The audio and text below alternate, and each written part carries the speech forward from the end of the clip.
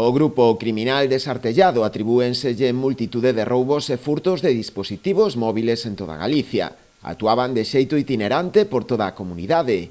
A operación denominada Galaxia Imalum iniciouse en xuño de 2024, tras constatarse un incremento significativo de sustraccións de dispositivos de telefonía móvil de alta gama en eventos multitudinarios e celebracións populares. Las investigaciones llevadas a cabo por este equipo conjunto ha podido establecer que tenían varios pisos francos en la localidad de A Coruña, desde los cuales organizaban su modus operandi. ¿Cuál era este?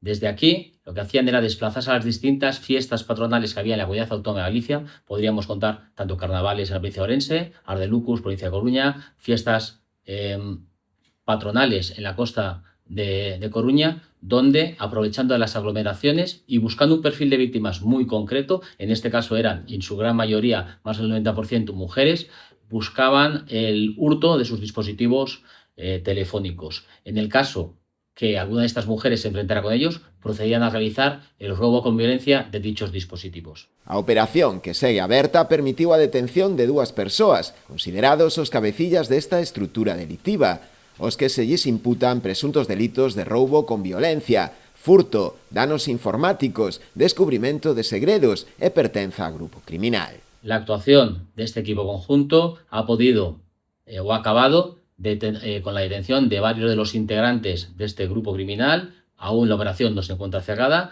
si bien podemos entender que se ha procedido a la desarticulación completa o parcial en Galicia de este grupo criminal, puesto que las detenciones que se practicaron en las distintas fechas se ha podido acreditar cómo los índices delincuenciales ocurridos en comparación con años anteriores se han reducido en unos casos en el 50% y en otros hasta en un 87%. As investigacións foron coordinadas polo equipo contra a ciberdelincuencia da Garda Civil da Coruña, o posto principal de Boiro, e o grupo quinto da Brigada Provincial da Policía Xudicial da Policía Nacional de Lugo.